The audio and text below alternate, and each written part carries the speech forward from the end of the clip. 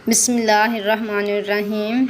अस्सलाम वालेकुम। मैं अपने तमाम बहनों और भाइयों को मेज़बान यूट्यूब चैनल पर दिल से खुश आमदीद कहती हूँ और अल्लाह पाक से दुआ करती हूँ कि अल्लाह पाक आपको हमेशा खुशियों से शाद रखे और गमों से दूर रखे।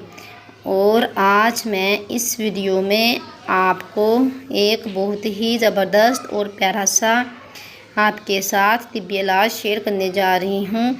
और ये तिब्बी इलाज और ये स्टमक प्रॉब्लम के लिए आपके साथ आज मैं एक ही प्यारा सा और आसान सा तिब्बी रूहानी इलाज शेयर करने जा रही हूँ। इसलिए मेरी आपसे रिक्वेस्ट है कि आप इस वीडियो को स्किप मत कीजिएगा, एंड तक वॉच कीजिएगा।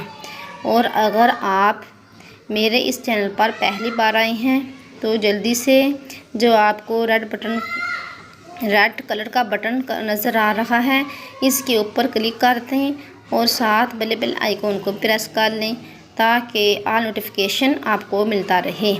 तो आज मैं आपके साथ स्टमक प्रॉब्लम के लिए, स्टमक पेन के लिए, स्टमक डिज़ीज़ के लिए बहुत ही आसान और ज़बरदस्त तिब्बी रूहानी इलाज शेयर करती हूँ।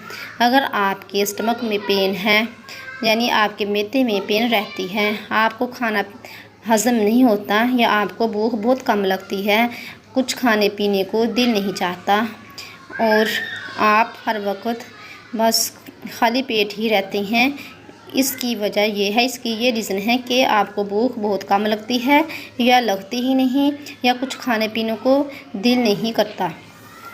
इसके लिए ये बहुत ही ज़बरदस्त तिब्बी रूहानी इलाज है। इसमें आपने सिर्फ़ दो चीज़ें लेनी हैं। एक आपने लेमन लेना है, यानी नींबू ले लें, और दूसरी चीज़ आपने अजवाइन लेनी है। ये देसी अजवाइन होनी चाहिए।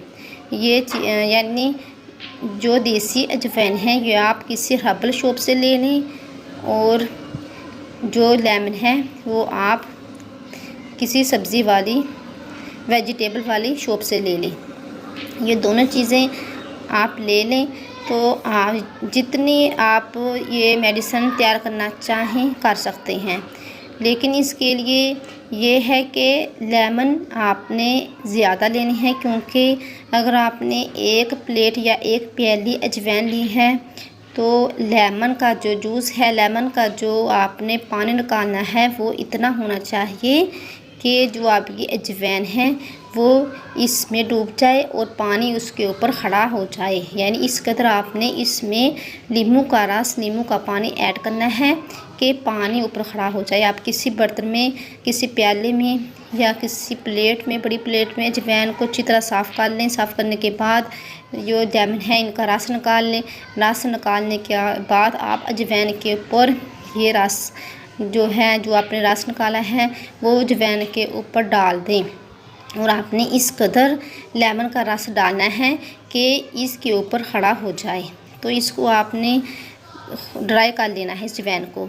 अगर आप चाहें तो धूप में कर लें, अगर चाहें तो छाँव में कर लें। अगर छाँव में करेंगे तो ज़्यादा बेस्ट रहेगा, इसका ज़्यादा अच्छा रिज़ल्ट आपको मिलेगा। तो अगर अच्छी तरह ये अजवाइन ड्राई हो जाए तो इसको आप पीस लें। पीस कर इसका पाउडर तैयार कर लें। तो इस पाउडर को आप किसी बर्तन में डालकर महफूज करके रख लें। तो इसको आपने खाना खाने से आधा घंटा पहले आपने हाफ़ टी स्पून लेना है, ज़्यादा नहीं खानी। खाना खाने से आधा घंटा पहले आपने हाफ़ टी स्पून पानी के साथ, सादा वाटर के साथ आपने खा लेना है। लेकिन आपने ये कोशिश करनी है कि पानी ठंडा नहीं पीना, कोशिश करें नॉर्मल पानी पिएं। सबसे बेस्ट बात तो ये है कि आप पानी को बॉयल करके रख लें, बॉयल पानी पिया करें, क्योंकि इसके बहुत से बेनिफिट हैं बॉयल पानी के। तो आप पानी को बॉयल करके ही पिया करें, तो इससे भी बहुत से मसले हल हो सकते हैं। इससे हम बहुत सी बीमारियों से बच सकते हैं अगर हम पानी को बॉयल करके पीना शुरू कर दें। तो पानी बॉईल करके पिएं। तो आपने 1 गिलास पानी के साथ हाफ़ टी स्पून ये जो आपने पाउडर सफ़ूफ तैयार किया है, ये खाना खाने से आधा घंटा पहले खा लें। अगर आप किसी दिन खाना खाने से पहले ये सफ़ूफ खाना भूल गए हैं तो खाना खाने के आधा घंटा बाद अभी आप खा सकते हैं, इसमें कोई प्रॉब्लम नहीं है, कोई मसला नहीं है। अगर आप पहले खाना भूल गए ये सफ़ूफ तो बाद में भी खा सकते हैं। तो इससे आपको बहुत से बेनिफिट हासिल होंगे। आपकी मैदे की प्रॉब्लम है वो दूर होगी, क्योंकि अगर खाना हज़म नहीं होता तो इससे पेट में गैस भी पैदा हो सकती है। तो जहाँ गैस पैदा होती है वहाँ पेट में या कमर में या फिर मैदे में वहाँ पेन शुरू हो जाती है, दर्द होती है तो गैस की वजह से। तो ये भी प्रॉब्लम आपका सॉल्व होगा कि जो गैस पेन है वो भी इससे ख़त्म हो जाएगी। और इसके साथ साथ आपको खाना भी हज़म होगा और आपको भूख भी लगेगी, क्योंकि अगर आप ये पाउडर सफ़ूफ तैयार करके खाएंगे तो लकड़ी हज़म पत्थर हज़म, तो सब कुछ यानी सब कुछ हज़म होना शुरू हो जाएगा। इसका मतलब ये तो नहीं कि ना ही कोई लकड़ी खा सकता है ना ही कोई पत्थर खा सकता है, यानी आपको जो भी आप खाएंगे आपका खाना अच्छी तरह हज़म हो जाएगा और आपको भूख लगना शुरू हो जाएगी। तो आप इससे आपकी मैदे की प्रॉब्लम है वो भी दूर हो जाएगी। आप इस सफ़ूफ को ज़रूर खाएं जिसको मैदे की प्रॉब्लम है। अगर किसी मेरी बहन को है, भाई को है या किसी बच्चे को है, ये सफ़ूफ सभी ले सकते हैं, लेकिन बच्चों के लिए थोड़ी मकदार में लें और जो बड़े हैं वो हाफ़ टी स्पून ले लें। तो जो हमने लेमन के शेल हैं वो भी ज़ाया ना करें, इनको भी ट्राई कर लें, ट्राई करके इनका सफ़ूफ बना लें और इसको हम अपने वेट लूज़ के लिए भी यूज़ कर सकते हैं।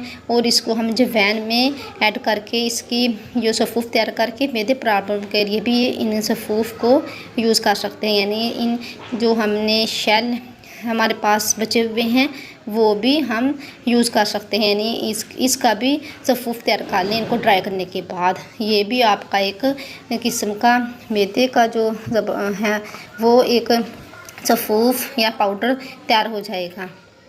तो ये भी मैदे प्रॉब्लम के लिए अगर आप अजवाइन में ऐड करके इसे बारीक पाउडर बना लेंगे तो ये हमारे मैदे के लिए बेस्ट रहेगा। अगर आप ऐसे ही वेट लूज़ के लिए इस्तेमाल कर सकते हैं तो वेट लूज़ के लिए भी इस्तेमाल कर लें। अगर आपके दांत पीले हैं, दांत आपके हिल रहे हैं, आपको दांतों की प्रॉब्लम है, तो इसके लिए भी आपने ऐसा करना है कि जो आपके पास लेमन का शेल है इसके ऊपर थोड़ा सा 1 चुटकी आपने मीठा सोडा डाल लेना है और 3-4 कतरे 3-4 ड्रॉप आपने हनी के डालने। तो इसको आप अपने दांतों के ऊपर मलें तो इससे आपके दांत चमकदार हो जाएंगे और जो दांत हिल रहे हैं दांतों का हिलना भी बंद हो जाएगा।